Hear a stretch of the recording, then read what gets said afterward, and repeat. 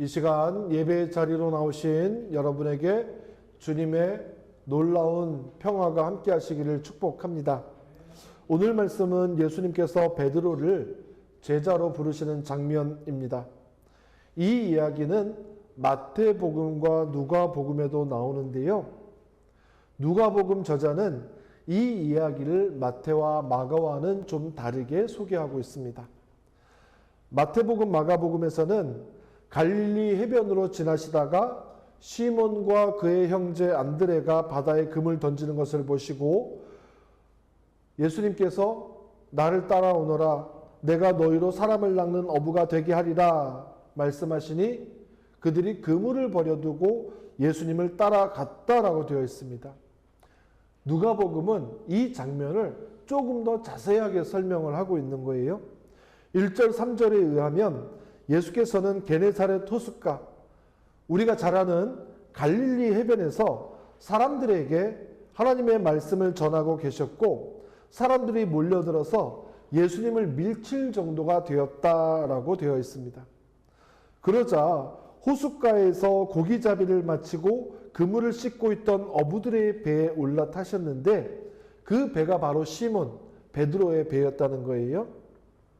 왜 그렇게 하셨냐면 예수님께서는 베드로한테 이 배를 무태서 육지에서 조금 멀리 떨어져 대기를 청하셨습니다. 그리고 그 배에 앉아서 호숫가로 몰려든 사람들에게 말씀을 계속 전하는 거예요. 즉 배가 강대상이 된 거고 육지에 있는 사람들은 배에서 들려오는 예수님의 말씀을 더 잘 듣게 된 것입니다. 이제 말씀을 마치신 예수님은 곧바로 시몬 베드로에게 깊은 데로 가서 그물을 내려 고기를 잡아라 하고 명령하십니다. 그러자 베드로가 선생님 우리가 밤새도록 애를 썼는데요. 물고기를 단 한 마리도 잡지 못했습니다. 그렇지만 선생님의 말씀을 따라 그물을 내리겠습니다. 놀랍게도 밤새 그물질을 했는데 한 마리도 올라오지 않던 물고기가 예수님의 말씀에 의지하여서 깊은 곳에 그물을 내렸더니 그물이 찢어질 정도로 많이 잡혔다라고 되어 있습니다. 그러자 베드로가 주님 앞에 무릎을 꿇고 8절 주님 나에게서 떠나 주십시오. 나는 죄인입니다. 이렇게 고백합니다. 그러자 주님께서 베드로에게 두려워하지 마라 베드로야. 지금까지는 너가 물고기를 낚는 어부였지만 이후로는 사람을 낚는 어부가 될 것이다 말씀하셨습니다. 그 말씀을 듣고 베드로와 그의 형제 안드레, 야고보와 요한이 배를 무태된 뒤에 모든 것을 버려두고 예수를 따라갔다라고 하는 것이 오늘 말씀의 내용이에요. 오늘 말씀은 이해하기 쉽습니다. 그렇지만 오해하기도 쉬워요. 많은 설교자들이 또 부흥 강사들이 이 말씀을 이렇게 설교합니다. 사랑하는 여러분, 얕은 물가에서 찰랑거리지 말고 깊은 물로 가서 말씀에 의지하여 믿음으로 그물을 내리십시오. 그리하면 많은 고기를 잡아서 그물이 찢어질 정도로 큰 복을 받게 될 것입니다. 그리고 여러분에게도 주님의 부르심이 있습니다. 주님의 부르심의 모든 것을 드리십시오. 그리하면 주님께서 복을 주시고 은혜를 주셔서 머리가 될지언정 꼬리가 되지 않게 해주실 거고 꾸어줄지언정 꾸는 사람이 되지 않을 것입니다. 저를 포함한 많은 목사들이 이렇게 설교를 해왔어요. 때로는 필요한 말씀이죠. 하지만 큰 오류가 하나 있습니다. 이런 설교는 이 말씀을 듣는 청중들로 하여금 물고기에만 관심을 갖게 만든다는 것입니다. 만선이 된 이유는 뭐예요? 그물이 찢어질 정도로 물고기를 많이 잡게 된 이유는 뭡니까? 예수님의 말씀에 순종하였기 때문이고요. 더 나아가서는 예수님이 그 배에 타고 계셨기 때문입니다. 그런데 이런 류의 설교는 예수님의 관심을 갖게 하는 것이 아니라 물고기만 바라보게 한다는 겁니다. 인간의 욕심을 부추기는 설교예요. 이런 설교는 분명 문제가 있습니다. 그러면 오늘 말씀이 우리에게 주시는 메시지는 무엇일까? 저의 몇 가지 묵상을 나누겠습니다. 첫 번째는 예수님께서 우리 삶 가운데로 오신다는 것입니다. 그것도 아주 평범한 일상 가운데 오신다는 거예요. 밤새 물고기를 한 마리도 잡지 못했던 베드로는 다음 날을 준비하면서 그물을 손질하고 있었습니다. 대부분 베드로처럼 살아가요. 매일매일 반복되는 일상, 어떨 때는 우리가 물고기 한 마리도 잡지 못한 그런 인생이 아닌가라는 생각이 들 정도로 허무하거나 무력할 때가 있습니다. 그래서 그런 똑같은 일상이 반복되면 어때요? 지루하고 실증납니다. 그런데 주님께서는 그렇게 똑같은 일상 가운데 내일을 위해서 그물을 손질하는 사람들 가운데 찾아오신다라고 하는 거예요. 예수님은 너무나도 평범해 보이는 일상 가운데서도 그래도 더 나은 내일을 만들기 위해서, 더 좋은 세상을 만들기 위해서 피곤하고 지친 몸으로 그물을 손질하는 사람들에게 찾아오시고 그 사람들을 불러서 제자로 삼으신다는 것입니다. 이 시간 평범한 일상 가운데 지쳐 있을지도 모르는 여러분에게도 예수님이 찾아오셔서 예수님의 위로를 받고 제자가 되는 우리들이 되기를 간절히 축복합니다. 두 번째로 주님의 말씀에 의지하는 사람을 통해서 주님의 역사가 시작됩니다. 깊은 곳에 가서 그물을 던지라는 얘기는 상식에 맞지 않습니다. 더군다나 어업에 있어서 전문가는 예수님입니까? 베드로입니까? 당연히 베드로죠. 예수님은 직업이 목수였고 베드로는 직업이 어부였습니다. 그러나 베드로는 토달지 않고 예수님 말씀에 순종하여서 깊은 곳에 그물을 내리고 한 번도 경험해 보지 못한 양의 고기를 잡게 됩니다. 그 이유가 있어요. 순종했던 이유가 이미 앞장을 보면 베드로의 장모가 열병에 걸렸는데 예수님에 의해서 치유된 것을 베드로가 옆에서 봤기 때문입니다. 베드로는 장모님을 모시면서 살고 있었어요. 그리고 예수님이 배에 올라서 사람들을 향해서 설교를 하실 때 그 설교를 듣고 어떤 영혼의 변화가 일어났다라고 하는 것입니다. 그렇기 때문에 선생님, 우리가 밤새도록 애를 썼으나 아무것도 잡지 못했습니다. 그러나 선생님의 말씀에 따라 그물을 내리겠습니다. 대답한 것입니다. 순종이 제사보다 낫습니다. 순종이 제사보다 나아요. 그러나 더 정확하게는 주님의 말씀에 순종하는 것입니다. 여러분은 예수님의 말씀이 진리라고 믿습니까? 그거 안 믿으면 여기 나와서 예배 드릴 필요가 없는 거잖아요. 그런데 주님의 말씀이 진리라고 하면서 진리를 따르지 않습니다. 진리라고 하는 것은 변하지 않는 사실적이고 진실된 어떤 겁니다. 그러면 진리가 우리 삶의 결론이 되어야 돼요. 여러분은 진리 되신 주님의 말씀을 삶의 결론으로 삼고 있습니까?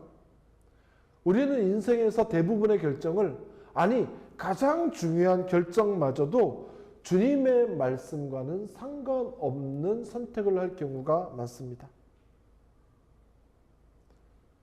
그런 경우가 대부분이에요. 주님이 말씀하시는 것이 무엇입니까? 서로 사랑하라, 용서해라, 거저 받았으니까 거저 주어라, 넓은 길로 가지 말고 좁은 길로 가라, 십자가가 있는 곳에 생명이 있다, 자기를 부인하고 자기 십자가를 지고 나를 따라와라, 그렇게 말씀하십니다. 그런데 우리는 오히려 이 말씀을 요리조리 피해가면서 살아가고 있다라고 하는 거예요. 내 인생의 배에 주님을 태우고 가면서도 배에 잠길 정도로 많은 물고기 잡는 것에만 관심이 팔려서 살아가고 있습니다. 예수님을 수단으로 삼는 겁니다. 만선을 위한 수단. 부적과 같은 거예요. 셋째로, 주님은 나를 물고기가 아닌 사람을 낚는 어부로 만드십니다.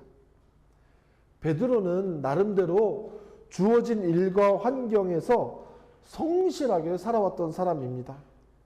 장모님도 모시고 살 정도로 가장의 역할을 성실히 수행했고, 성격이 급한 탓에 때로 실수하기도 했지만 또 그 성격대로 서둘러서 후회도 하고 용서를 구하면서 살았어요. 그렇지만 아무리 좋은 사람이었어도 그 모든 관심은 온통 물고기에만 있었습니다. 먹고 사는 일. 어떻게 하면 돈 많이 벌까?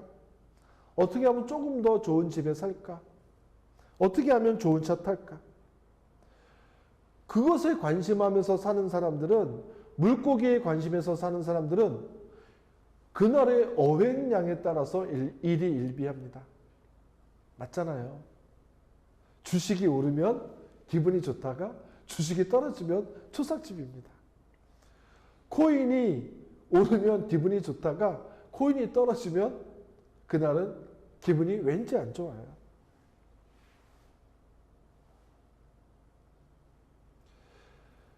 평소에 베드로라면 물고기에 많이 잡고 적게 잡는 것에 관심 가지면서 살았던 베드로라면 만선 뒤에 당연히 동네 사람들을 다 모아놓고 잔치를 벌여야 했겠지만 그렇게 하지 않았어요. 예수님의 무릎 아래에 엎드려서 주님, 나에게서 떠나 주십시오. 나는 죄인입니다. 라고 고백했습니다. 왜 이런 고백이 나왔겠어요?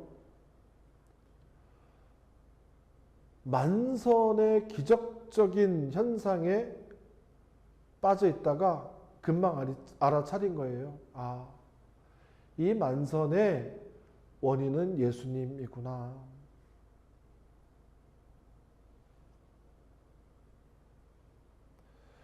밤새워 별 소득이 없던 그날의 상황이 꼭 자기의 모습, 자기가 평생 살아왔던 모습을 돌아보는 것 같았을 겁니다.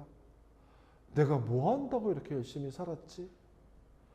왜 아등바등 사는데 마음에 행복감이 없지? 만족감이 없지? 그러다가 깨닫게 된 거예요. 만선이 아니라 만선을 행하시는 하나님의 아들 예수님 앞에서 난 아무것도 아니구나. 그리고 내가 죄인이구나. 그래서 나에게 필요한 게 바로 예수님이구나. 그거를 깨닫게 된 것입니다. 말씀을 올바르게 받아들이고 깨달은 사람들은 베드로와 똑같은 고백을 하게 됩니다. 주 안에서 아무것도 아니구나. 내가 정말 죄인이구나. 그래서 지금 내가 예수님이 정말 필요한 존재구나. 깨닫게 된다는 거예요. 그런데 여전히 물고기에 관심이 있는 사람들은 주 안에서 모든 것을 할 수 있는 나, 무엇이든 될 수 있는 나, 그래서 예수를 이용하는 나만 남게 됩니다. 주어가 달라져요. 여전히 예수님을 잘 알지 못하는 사람들은 항상 모든 인생에서 주어가 나입니다. 내가 어떻고, 내가 무엇을 하고 싶고, 나는 이렇고. 그런데 베드로처럼 예수님을 만나게 된 사람은 주어가 예수님이 됩니다. 그렇게 베드로의 관심이 물고기에서 사람, 예수님으로 전환되었을 때 주님은 그제서야 시몬에게 베드로야, 베드로야, 너가 지금까지는 물고기를 낚는 어부였지만 이제부터는 사람을 낚는 어부가 되게 하리라 라고 말씀하십니다. 정말 예수님의 그 말씀 그대로 사도행전에 보니까 나중에 한 번의 설교로 3,000명의 사람을 변화시키고 취하는, 사람을 낚는 어부가 되었습니다. 베드로의 관심이 물고기에서 사람으로 바뀐 것처럼 우리가 이 땅에서의 성공, 부유함 중요하죠. 그보다 먼저 하나님 나라와 하나님의 선하신 뜻이 어디를 향하고 있는지를 깨닫게 되는 저와 여러분이 되기를 간절히 축복합니다. 1900년 강화 북부 해안 홍이 마을에 종순일이라는 사람이 살고 있었습니다. 전통 유학자 출신으로요, 땅도 엄청 많고 여유 있던 부자였는데 그가 사는 마을에 그에게 돈을 빌려다 쓰지 않은 사람이 없을 정도였습니다.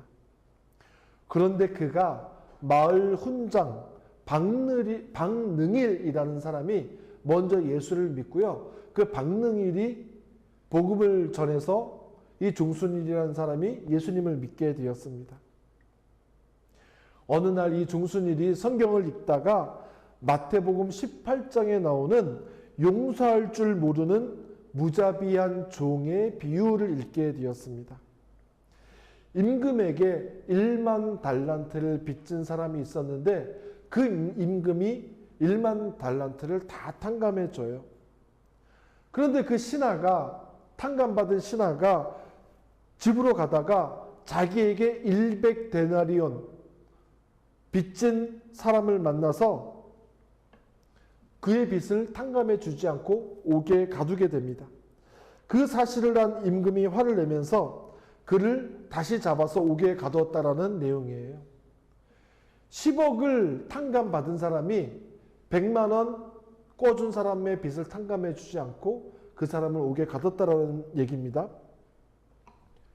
종순일이 이 말씀을 읽고 몇 날 며칠을 고민하다가 주일 오후에 예배를 마치고 자기에게 돈을 빌려간 마을 사람들을 다 집으로 오라고 얘기합니다. 사람들이 어떤 마음으로 모였겠어요? 아니, 빌린 돈을 갚으라는 것 아닐까? 아니, 이자를 높이는 거 아니야? 그런 두려운 마음으로 모였겠지요. 그런데 종순일이 성경을 탁 핍니다. 마태복음 18장 말씀을 쭉 읽은 다음에 다음과 같이 말합니다. 오늘 이 말씀에 나오는 무자비한 종이 바로 나입니다. 내가 그리스도의 은혜로 죄 사함을 받은 것이 1만 달란트 빚 탕감받은 것보다 더 크거늘 여러분에게 돈을 빌려주고 그 돈을 받으려 하는 것이 100데나리온 빚을 탕감해 주지 않은 것보다 더 악한 짓입니다. 그러다 내가 천국을 가지 못할 것이 분명하니 오늘부로 여러분들에게 빌려준 돈은 없는 것으로 하겠습니다. 그는 빈 문서를 꺼내서 모두가 보는 앞에서 불살라 없앴습니다. 그리고 여러 사람들을 증인으로 삼았어요.